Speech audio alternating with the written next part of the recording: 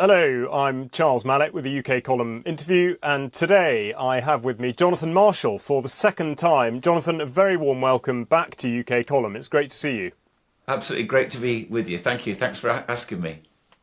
No, not at all. Now, they do say never work with children or animals. You've certainly chosen to work with animals and to inspire children.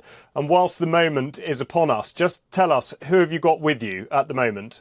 Right. Well, I have the normally very, very well-behaved Crystal, who, for some reason or other, never done it in her life, but she's decided that she wants to chew up my tablecloth. But anyway, she is beautiful falcon. She's a falcon, and these birds are very, very rare birds. You don't often see them, and certainly you don't often see them as pretty as this one.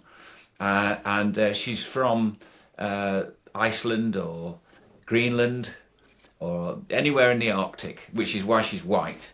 But falcons over the centuries have been prized for their power, their beauty, and obviously when something's rare, it has a value to it. And so Crystal here, being as white as she is, it makes her quite valuable. Now, she's only come to me because, unfortunately, her previous owner, who's a very, very good friend of mine, I've known for over 40 years, is sadly has got terrible illness, probably terminal. So he said to me before Christmas, of all the people I know you'll look after Crystal. So she's been with me now since around about November. She's lovely. You are lovely.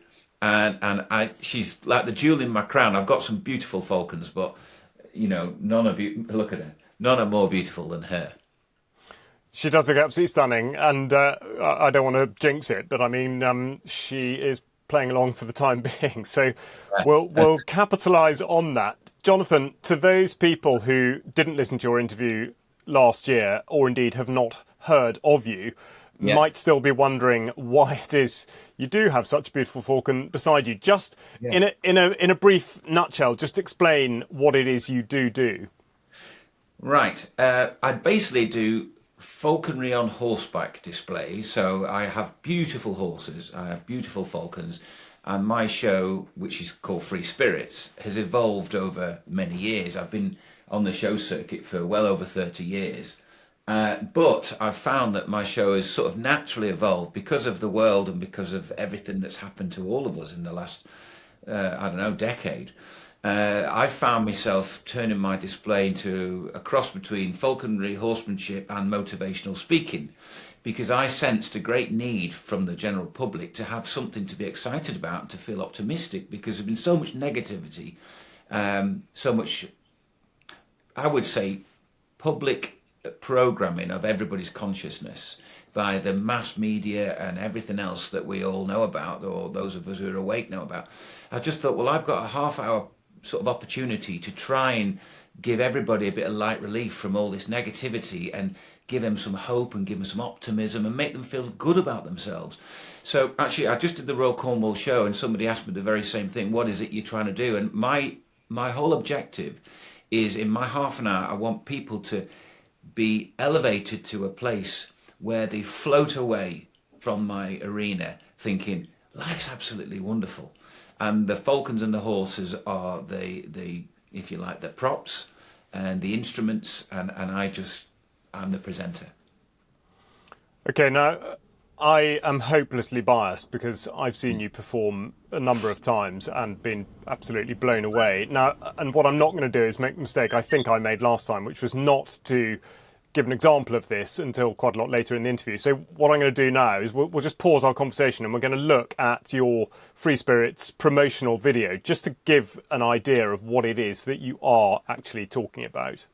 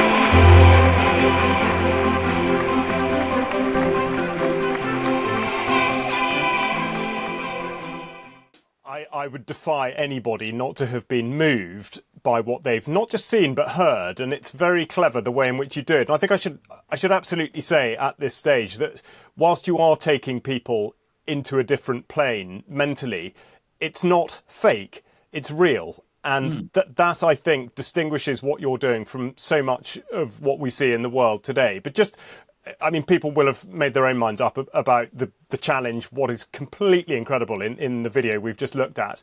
But how on earth do you even start? You know, you have Crystal with you. How do you approach her in terms of getting her to, you know, I say do what you want her to do, but you know, to use her natural will, her own sort of instinctive tendencies to create the effects that you do? Well, it's something that's very hard to explain and hard to describe to people who perhaps haven't got an affinity with other animals. But in some degree or other, everybody has a natural tendency to gravitate towards things that are beautiful. Now, all my life, I have loved animals and nature. That's my thing. I love animals and nature. In fact, I feel absolutely kind of like an addict if I'm in an environment like London. I had to go to London a couple of weeks ago, and it's like I need me fix of nature. I've got to get away from all this concrete mess.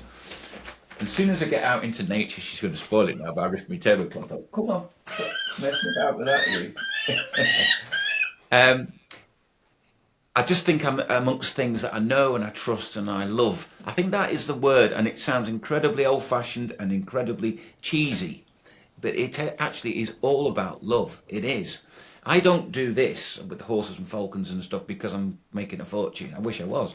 I do it because I love it, and I've got a passion for it, and it makes me feel good, and I can see how it affects other people. So in order to answer your question, I would say what I've done is followed my heart. All my life, I've followed my heart. Even when it felt like it was the wrong decision. Legacy, my beautiful colt I've just got. I got him last year when I was not really in the right position to get him. But I recognised the signs. He came into my life at a time when all the signposts were pointing me that way. The same thing happened with Amadeus. The same thing has happened with her. And I just went with my gut feeling, and I was sort of like motivated by wanting to do something, first of all, that was a kind thing to do, but because I love it, because I want to do it. Hopefully that answers your question. It's a very difficult thing to describe, but it's to do with, I would say, following your gut instinct. That's what I do. Yeah, no, you do, and that is absolutely instantly obvious when confronting you in your, I would say, your natural environment when you are actually performing. It was the first thing that hit me those couple of years ago when I first saw you, and in fact heard, you know, the way you use music and all the rest of it. But I think to focus on love, I mean, first of all, actually, I should reference the previous interview I entitled "Thinking with Your Heart," and I think that was something that you had described. I think it was something that am I right? It was your grandmother that had that had in fact sort of passed that on. If you think with your heart, everything makes sense. If you think with your head, you know, you can be persuaded by, you know, other people's opinions and whatever. And sometimes, you know, somebody who might be very charismatic or persuasive, a good salesman, they can persuade you of something, and at the time you get convinced. But actually, if you always follow what's really in your heart, what's in your... The thing is, whenever you say this, it sounds like you're trying to be out of a storybook, but there isn't a really better word. There's no consciousness is perhaps a good word. If you follow your heart or your conscience, then it all makes sense. It does indeed. Now, I have to ask, what exactly is Crystal following at the moment? Because she is now... Oh, no, there we go. She was just having a go at the tablecloth.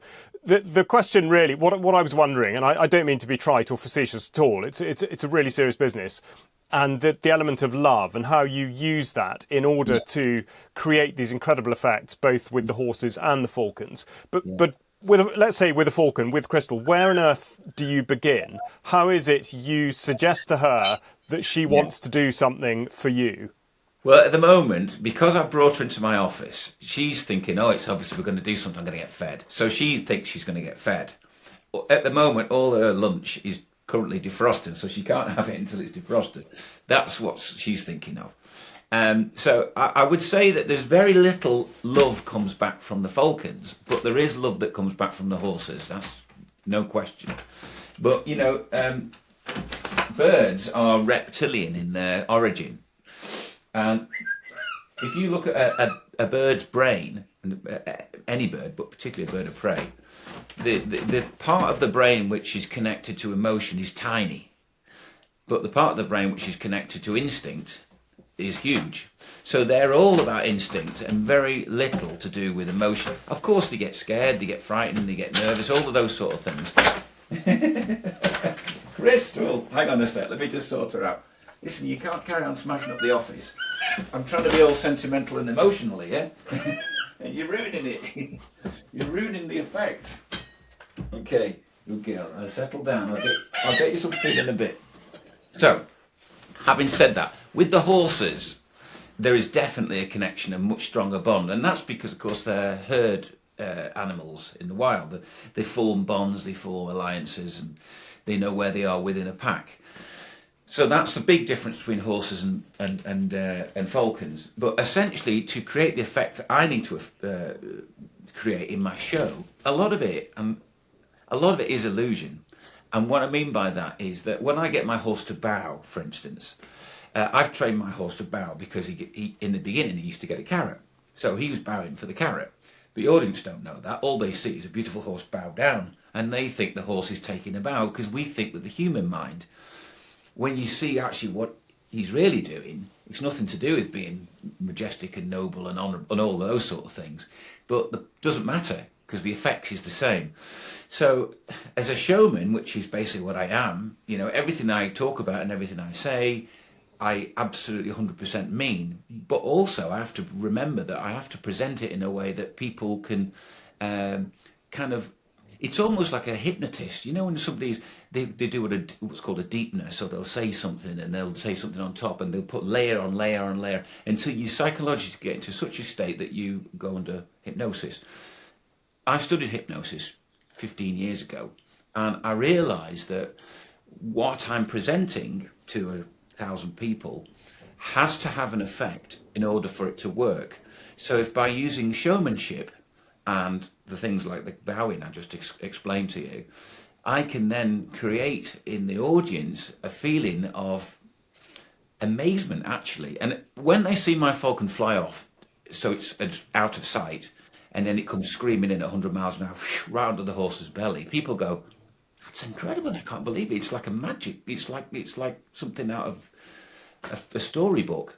Well, that's good. I want it to look like that because what I want the people to do is believe in me because I'm explaining to them something that I want them to go away and feel good about, which is actually that they're brilliant and they can create magic in their own way, not necessarily with horses and birds, but whatever field they choose to go into, they can also create that magic and have the same sense of satisfaction and love that I've got with what I do.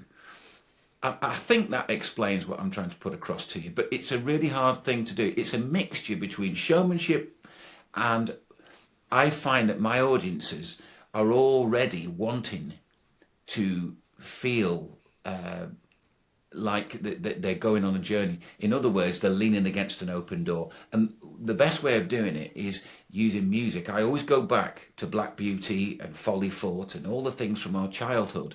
And straight away that evokes memories in the crowd. And they go, "I remember that when I was 10 and I felt..." So you feel like you felt when you were 10.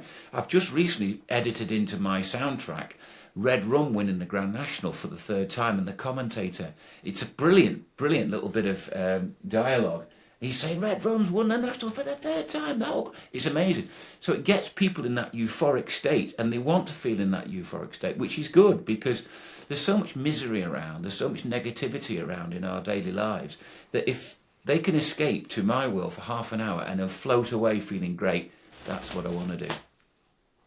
Yeah, and again, I mean, I can bear witness to the effectiveness of that. I mean, it absolutely works. There's no doubt. Also, you've just talked about your career, say 30 odd years, which absolutely spans, I would say, a period that has fundamentally changed the way in which humans communicate with each other, the way they interact, in many ways, the priorities in their life. And you have the privilege of, first of all, having not been pushed off course because of your primary interest and loves in your life, but also you get to see the effect when people are put in front of the environment that you create, which is an incredible thing. And so we go back to the how you were describing Crystal's brain and the relationship between emotion and instinct. Yeah. I mean, what's your take on the perceived changes in the human condition over the period of time we're talking about? I mean, is this just a synthetic change, and actually people can be sort of jolted out of it by an exposure to something like your show, or is it deeper than that? You've actually hit the nail right on the head. It's a brilliant question, actually.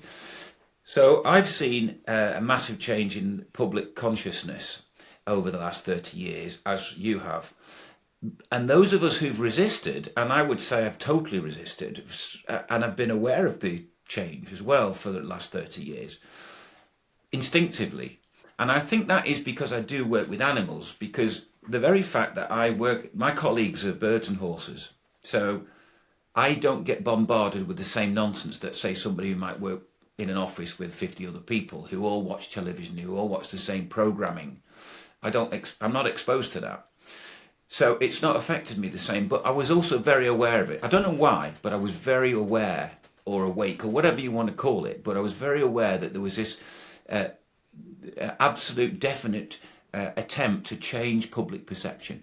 Now, it's no surprise that as we've become into this digital age, and now especially with the AI, that people are becoming less and less attached to nature. Even some farmers, I mean, we've just had farmers outside and on these basically computers, which we used to call tractors, doing all the work for them. Well, go back 100 years and they were all doing it by hand, and they were ploughing and they were throwing bales. They're now computer operators. So if it's happened in farming, how would it be if you live in the city? You know, people are removed from reality, from nature. And, you know, with this climate issue, for instance, you know, this week we've had rain. A couple of weeks ago it was roasting hot, and everyone's going, oh, the climate, I've never known weather like it. It's too hot. Now it's raining. What's wrong with the world? Nothing's wrong with the world. It's been like that forever. You know, our grandfathers would say, oh, well, it's raining next week, or it was hot this week. It's weather. They'd just get on with it. But now everybody's obsessed, because of the programming that they've been exposed to, on this catastrophic change which is supposed to be going on in the world, while they're taxing us to the blooming eyeballs and using it as an excuse. But people aren't seeing what's actually around them. It amazes me, and I'm sure it amazes you too, and many of your listeners and followers will be in my sort of camp, if you know what I mean. I'm astounded how people believe propaganda, and rather than looking for themselves and seeing, I'm looking outside my window now. There's foxgloves growing. There was wild garlic a few weeks ago. There was bluebells a few weeks ago. In a couple of weeks' time, something else will come out. It's all happening like it's always happened. So it's very, very obvious to me that the media and the AI and computer world is completely at odds with reality. But unfortunately, it's so influential that it's dragging a whole portion of society with it who can't see the truth. And it's very sad. Now, you just said, how do you jolt them back into reality? This is how you jolt them back in reality. You show them something that's been going on for centuries that they have no connection to because their life, and they go, wow. And one of the things that's the most important thing, actually, is I try to address the children. You'll have seen this. I know you have in my crowd, in the audience. I try and talk to the children. I say, put your phones away for today. Turn your phone off. Forget your iPad. Get out of your bedroom, go outside, go and collect some tadpoles, make a tree house, go walking in the country. You live in Cornwall, if you're in this area. You live in the most beautiful part of Britain, and you've got all this nature around you, and you're not making the most of it because you're stuck in your bedroom looking at Facebook or changing your profile picture by using an app, because people are totally self-obsessed now, which is extremely sad because, you know, young kids have got all these insecurities. And it's totally bizarre. I was at Blackberry Farm Shop yesterday doing a display, and the young lad there, the grandson of the owner, he was carrying buckets around, he was throwing bales about, he was scooping up horse milk. Really nice lad, lovely, lovely lad, like a lad should be. You know, he wasn't stuck in his bedroom dyeing his hair blue and all the stuff that they do these days, calling himself a them. He was a nice, normal kid, and I thought, that's where we should be. Yeah, I mean, I can't imagine anyone listening is going to disagree one iota with anything that you've just said there. You've absolutely hit the nail on the head. And I think you've just made reference to the sort of tech intrusion, AI and all the rest of it. Now, the observant viewer will have noticed that behind you is not just a guitar, but also a couple of pictures. So the other element I would like to talk about is creativity, because as well as what you have described with your falcons and horses, you write, you paint, you create music. And this, again, is a really significant factor when we think about the way in which this sort of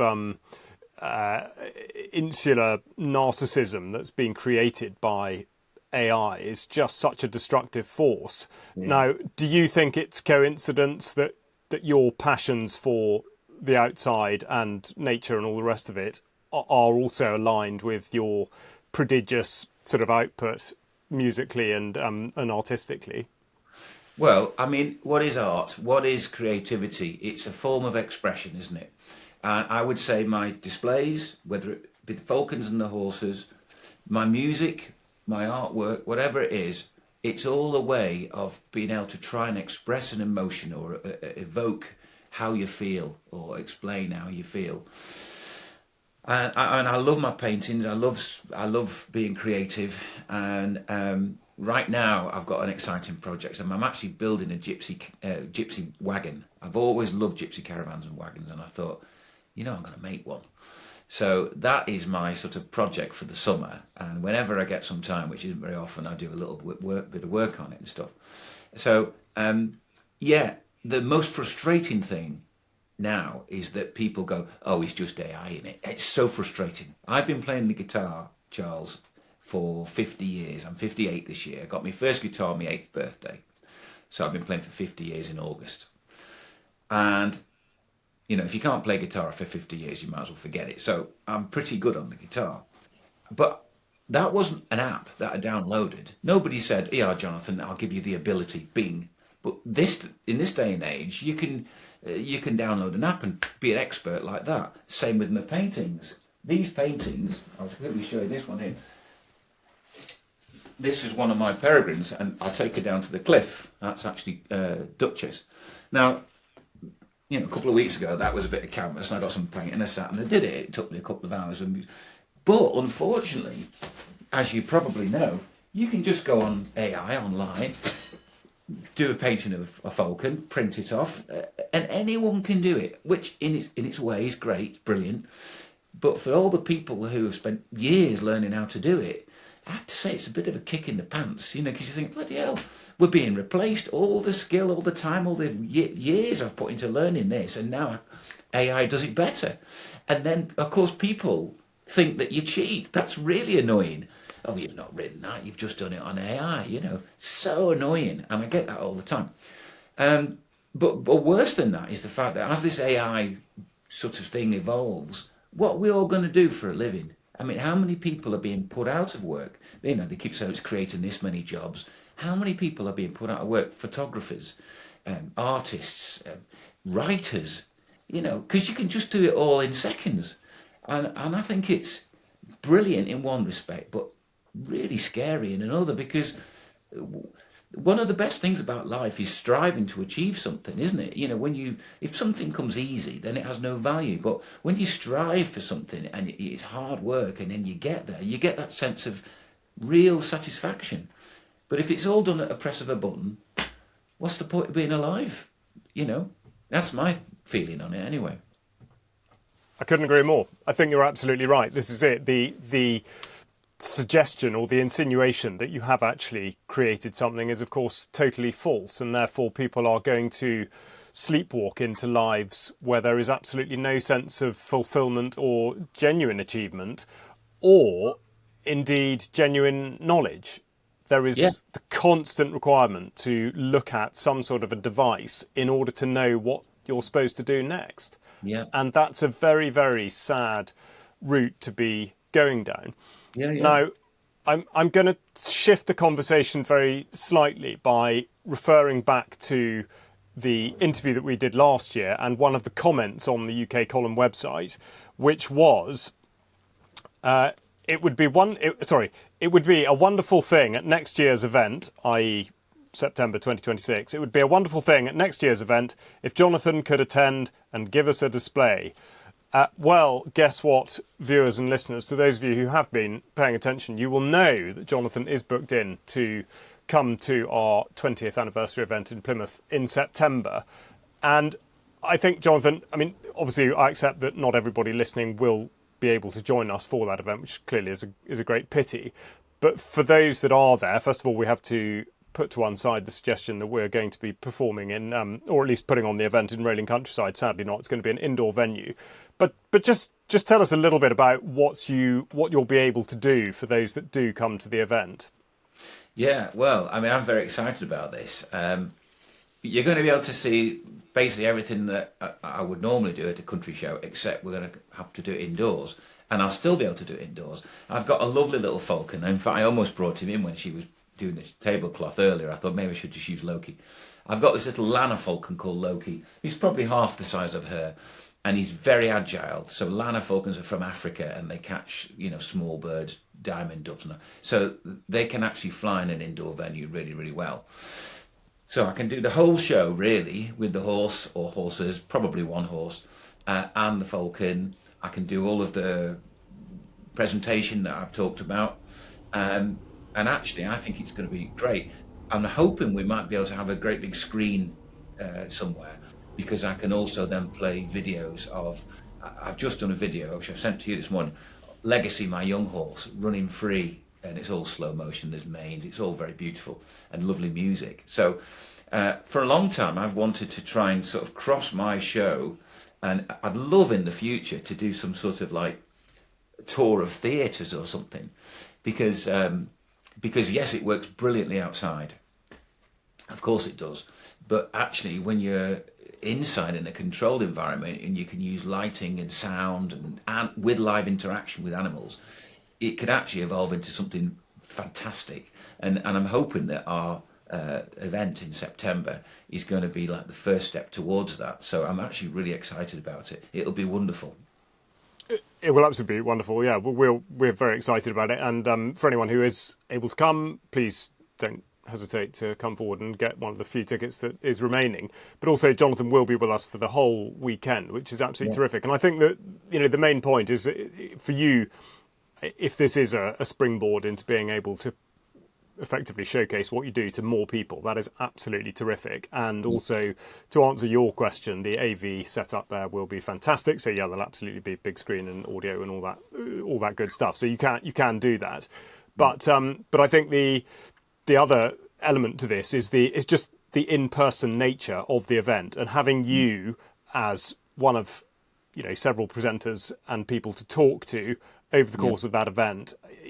This is where, I mean, this is very much along the lines of what we have just been talking about, but it is so utterly fundamental to maintain these connections with people, to spend that time talking face to face. And you are, again, by interacting with people as part of what you do, you get to see the most amazing insight into people's behaviour, people's thoughts, people's reactions to what it is you do. I mean, that must be an incredible privilege.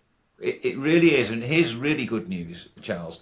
5 years ago, people thought I was a bit of a nutter because of my views, and because, especially at that point, it was just after, dare I say, the C word, COVID. It was just after that, and I was angry. I was really angry because I felt, like many people, that this was a big attempt by something bigger than all of us. And I was angry. And it came out actually in my shows, and I realised this probably 2 years ago, just after I met you, actually. I thought, I've got to change this. I can't allow my anger and my frustration to spill out into my show, because it's supposed to be very positive. So at that time, a lot of people thought I'd lost the plot because of my views, which I was expressing.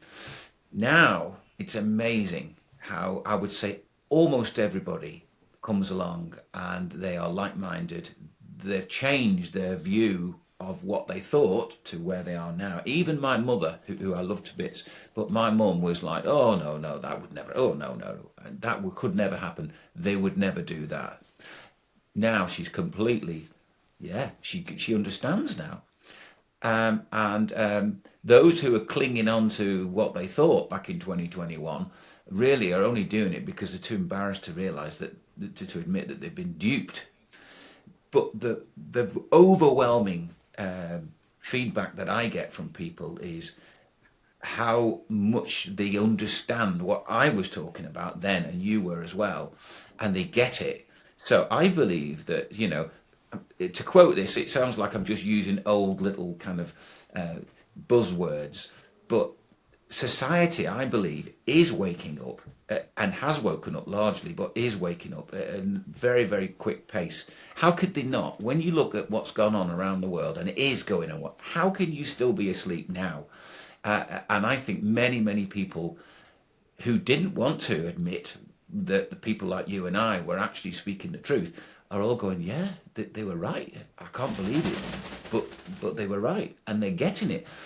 So there's this feeling that, in a way, that almost like people who are wanting to talk about the truth of things, they're actually gaining a lot of traction. You only have to look at what happened in London a couple of weeks ago, how many people showed up to that. But globally, what's going on, how, I don't want to get too involved in politics, but you can see how the pendulum is swung from over here, and it's definitely swinging back. And I think it's a great thing. I'm optimistic about 2030. 2030 to me a few years ago was like, oh gosh, oh my God, I can't bear the thought. Now I'm thinking, I think we're going to actually get this right. That's how I feel. And I think a lot of people are feeling the same.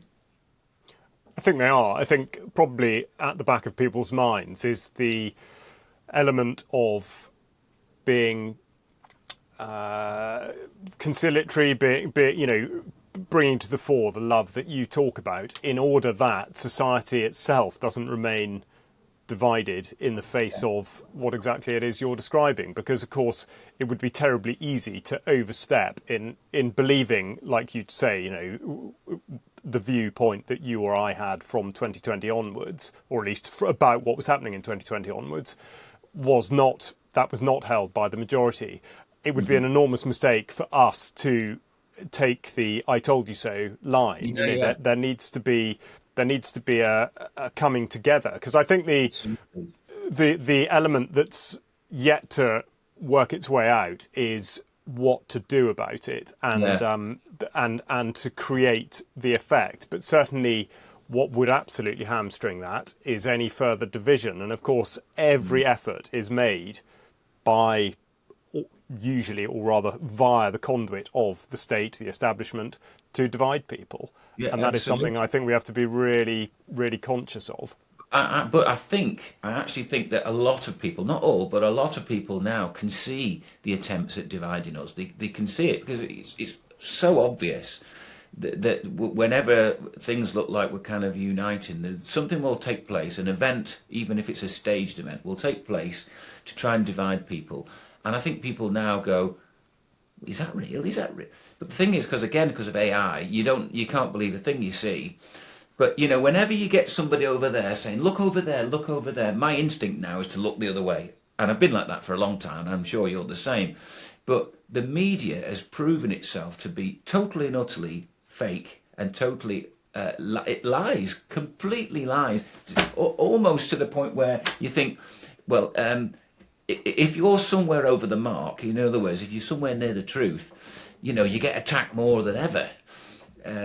Whereas if they're not worried about you, they'll leave you alone because they think, well, we don't need to bother. But if you're somewhere near the truth, you get attacked. Hence all the censorship and all of the stuff that you're not allowed to say. Well, you're not allowed to say it because it's real, it's true. And they don't want other people to realise it. And I think a lot of people are sussing that out now. I think they are. Judging by her behaviour, I think Crystal is also in agreement on that particular point. She's so strong angry. views held there. Yeah, exactly. I know. She's got to have an outlet for her rage. Let's go back to the animals, because you've talked about legacy. We will, in fact, I'll tell you what we'll do now is I'll just show a bit of the video that you have sent me, which does show how you've brought legacy on. So we'll just have a quick look at that now. Right, we've done the Royal Cornwall show, and now it's time for Legacy to do his first public appearance. We're at Blackberry Farm Shop. It's quite early in the morning. But he's got to have a bath. So I got him all lovely and clean, and off we went. And he was absolutely fantastic.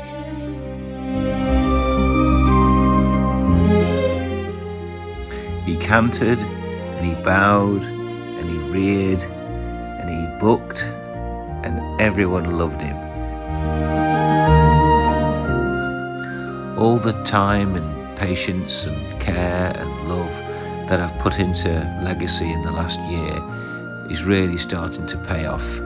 He's rewarding me so much.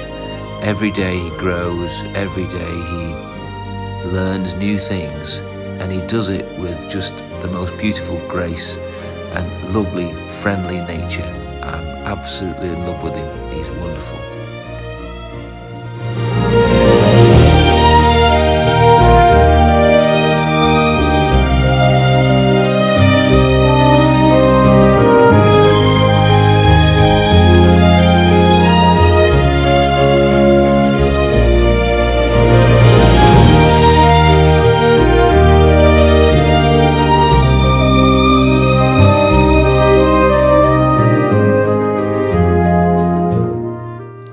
I had been quite worried about how I was going to ever be able to replace beautiful Amadeus, because he's so special. I just thought nothing is ever going to match up.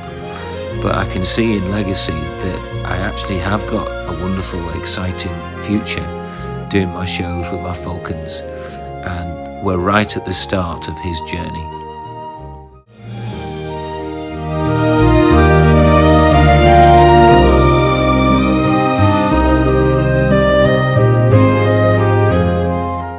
And of course, Amadeus gracefully watches on, like a father, proudly watching a son turn into a man.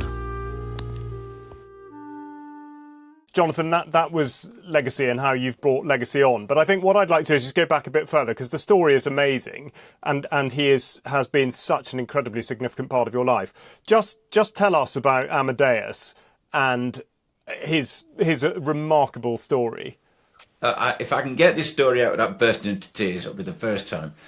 Amadeus is the most wonderful, perfect, incredible, beautiful soul ever. And he came into my life about 11 years ago by accident. I don't believe in accidents, I believe in fate. It was meant to be. And out of the blue, I got a phone call. We got this stallion. The previous owner has been killed. We're all frightened of the stallion. We just want a home for him. And I said, without even thinking about it, I said, I'll have it. And I sent a lorry to go and get him. I hadn't even seen a photograph. He turned up at my house, and he was like the most stunning thing you've ever seen. Beautiful. And he went from being completely untrained, and within a week, I was riding him on the beach in Cornwall. Yeah. And we just got on. It was just like the glass slipper moment in Cinderella. It was just fitted perfectly. Well, in the last 10 or 11 years, Amadeus has brought me so much joy, and thousands of other people as well, because he's become the star, if you like, of my performances and my shows, everything else, as well as doing film work and all sorts of public events. I've got to quickly tell you this. I was at the Suffolk show last week. A young lad, 19, he said, my brother is terminally ill, 22 years old. He's not expected to live much longer. Is there any way you'd be able to bring Amadeus to meet him? He's in a hospice in Suffolk. And I said, I'm doing the Framlingham show in August. I said, tell your brother. Oh, gosh. I said, tell your brother to hang on. If he's got to make it to the 21st of August, I'll bring Amadeus to his bedside. Now, that's what we're going to do. I've got rubber boots that can go on the horse, so I'll be able to lead him right into the ward, right to this young man's bedside. Now remember, he's a 22-year-old lad. At 22, you should be fit and handsome and the whole of the world in front of you, your life ahead of you. That's what you should be at 22. And this poor lad, I don't know what it is, but he's terminally ill. He's not going to survive. So, you know, I can take Amadeus to meet him. And Amadeus, I know, will be fabulous, because we've done this type of thing many times. And it will be a wonderful moment, a very, very sad moment, but it will be a lovely moment as well. So I said, tell your brother he's got to hang on until that date, and I'll be there, I promise. And that's the sort of thing Amadeus has brought into my life. He's given me a purpose, in a way, because I'm just a bloke who does a job. But my horse has something about him. You'll know because you've met him. He has a presence and something very magical. And I want to try and share that as long as I can with Amadeus. And of course, now Amadeus is 20 this year. So I'm thinking, gosh, what am I going to do when I don't have Amadeus? Well, Legacy, just out of the blue, same thing, was sort of dropped at my feet. And he himself was a skinny little foal. His mother had been wrapped up in barbed wire. She'd had to go off for veterinary treatment. So Legacy was brought up by cows. And I've got photographs of him suckling from a cow in the field in Scotland. And he was all skin and bone. Well, now he's the most beautiful young stallion. And he's coming on exactly like Amadeus. It's like he's learned from Amadeus. That's why I called him Legacy, because he is Amadeus's legacy. And he's the future. He's the future for me, and he's the future for my shows. And all those thousands and thousands of people, children, and who've got Amadeus's storybooks, they will then have the next chapter, which is going to be Legacy. And it's really exciting. It is very exciting indeed. No, I mean it's a very emotional tale, and also, of course, many more people than realise will have actually seen Amadeus somewhere before, won't they? Yeah, I mean, in many TV shows, Game of Thrones, Lloyd's Bank, Poldark, Far From the Plains, numerous pop videos. He's done lots and lots of stuff, but you know, people used to come up to him and say, "Is this the horse from so and so? Is that?" And now they come over and say, "Is this Amadeus?" So that's a good gauge of how well known he's become. They don't ask about what he's done or what he's pretended to be. They ask me, "Is this him?" And I say, "This is the real Amadeus. This is him." So that's a great thing. It absolutely is a great thing, and the story you tell about bringing him to a hospital bedside is incredible. That leads me into asking you about what you call your free spirits experience, and the reason that I ask about that is that you have very generously offered it up as a prize for our raffle for the 20th anniversary event. So just give another insight into how it is that you do this for people, how you create this incredible personalised experience for those that take it up. Again, this wasn't something I sort of like thought, oh, this is what I'm going to do. It wasn't a business plan, because I don't work like that. It just, one day somebody said, I'd love to see Amadeus on the beach, because I ride him on the beach. And I said, well, I'll be going down to the beach next Tuesday if you want to come along and watch. And then this person did, and they filmed it. And I said, do you want to have a go? And they went, really? Yeah, I'll have a ride on him. And then someone else, you know, oh, I'd love to see your birds fly off the cliffs in Cornwall. I bet that's... And it is. I mean, seeing them fly at the show is great. But as you can see, this is where we go. This is near Crackington Haven, Boscastle area. And it's exactly like that. So flying them off the cliffs is even more fantastic than watching them fly at a show. So it's easy for me to take a couple of people out and let them have a go, stand on the cliff and fly a falcon. Easy. So, you know, I started to do one or two, and then lots of people said, well, I'd like to do it. So I thought, well, I can't be out all the time doing it because I've got shows to do. So I thought, what I'll do is I'll do a limited number of days per year where I take, you know, two people, and we go out, meet Amadeus, ride him on the beach, have a bit of lunch, fly a falcon, and, you know, have a lovely day. Something that they'll probably never do again, but will never forget. And I decided to call it a free spirits experience, because my horse, my falcons, and me, we're all free spirits. And I tell my crowd that they're free spirits as well, but they just don't realise it. It's very popular, and it is I love doing it, actually. I really enjoy it, especially when you get nice people. Most of the people who come out are like-minded anyway, so we get on. So yeah, I decided that for your event, it would be nice to offer that as an auction or raffle prize or however you want to do it. And I'll do like a voucher so people can come out on an arranged day, any day within 12-month period. We'll just pick a date and we'll go and do it. Yeah, well, it sounds absolutely magnificent, and I think the only shame bit, as far as I'm concerned, is I don't think I get entered into the prize draw, but perhaps I'll have a word about that. But no, I mean it's terrific. But on that, on the actual performance side of it, and as I've referenced many times, and will continue to do so. Obviously, I have seen you perform, and it is completely incredible, and I would absolutely commend it to anybody who has even the vaguest chance of getting to one of your shows. But how I mean, what are we, June now? How's the season been going for you this year? Brilliant. Really, I mean, it's amazing how it's really taken off this year. I just did the Royal Cornwall show last week. Unfortunately, it was wet on the last day, but the week before, this was my schedule. I was in Lancashire one day, the next day I was in Berkshire for 2 days, then I was in Suffolk, then I was in Cornwall, then I was back to North Devon, and then had to go to the New Forest. I was literally all over the place. So I have to be a little bit careful. I've got to pace myself. But I've got about 60 to 70 events throughout the summer. And I'm sort of like just really only just starting. And I go crazy from July till end of September. I'm really busy. So probably by the time I get to your event, I'll look about 20 years older. But it's great to be busy. And it's also nice that most of these things come about through word of mouth. I'm not the greatest businessman in the world, and so I'm not great at marketing or anything like that, but it's sort of getting its own traction because of word of mouth. You know, the event where I met you, I think it was Frampton, wasn't it, where I met you?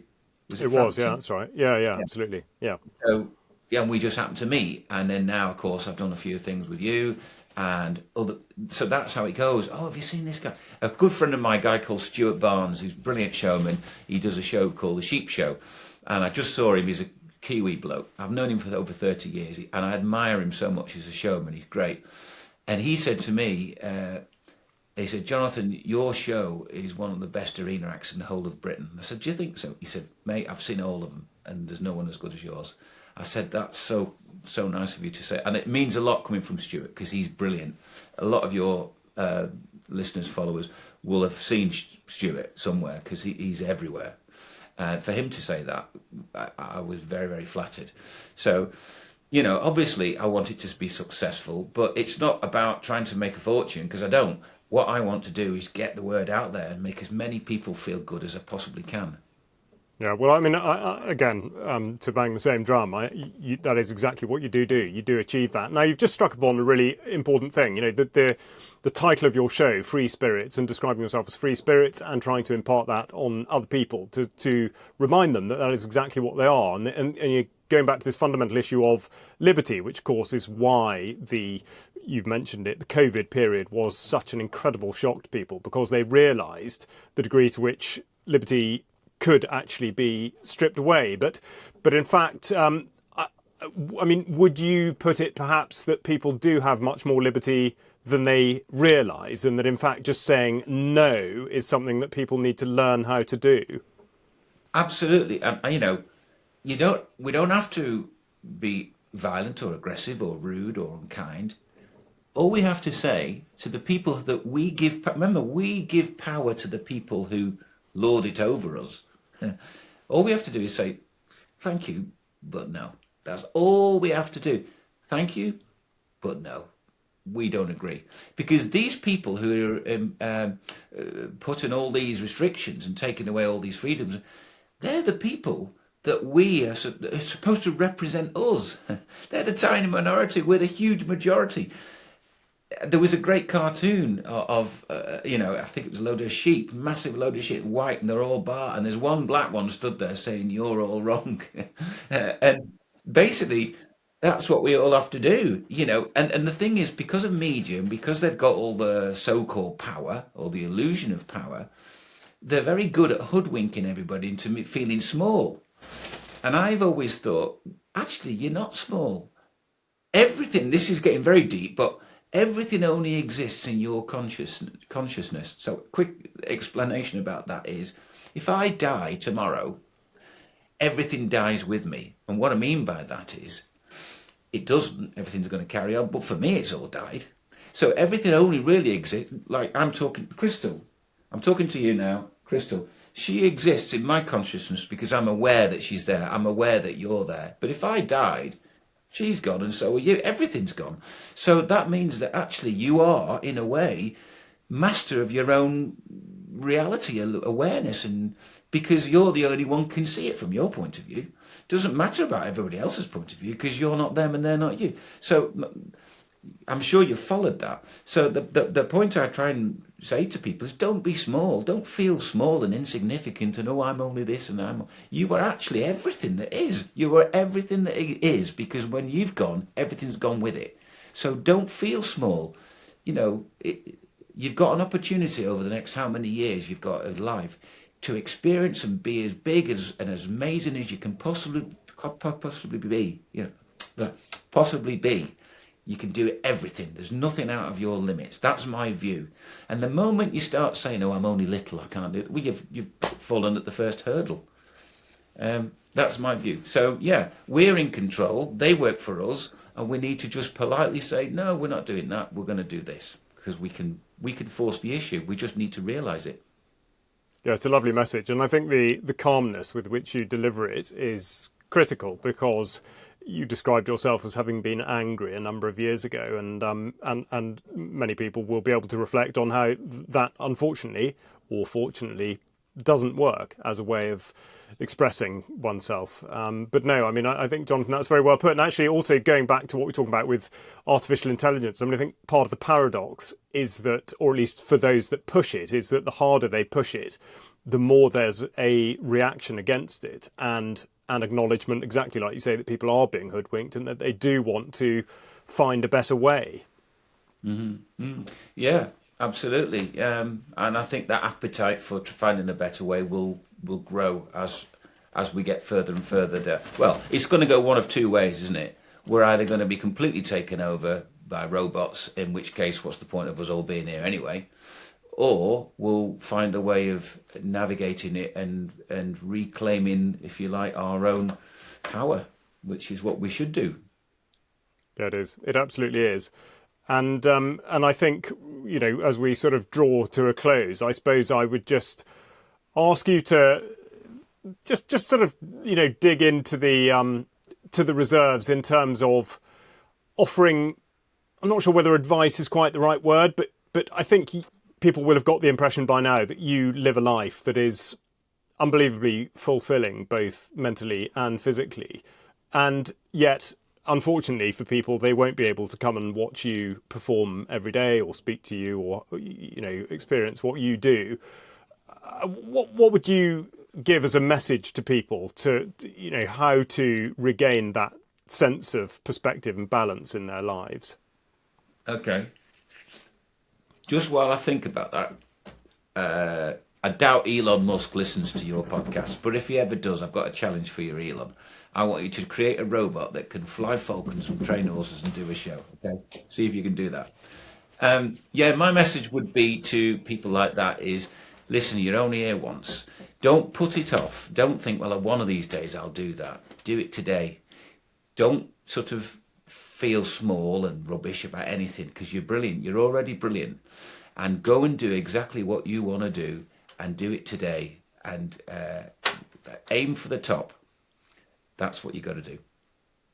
Jonathan, that's a fantastic note to close on. But before I let you go, just give the details of your website, because I know there will be people queuing up wanting to come and see you perform. Yeah, brilliant. JonathanMarshallShows.com is where you can find me. I'm on all the normal social medias as well, Jonathan Marshall, but my website's JonathanMarshallShows.com.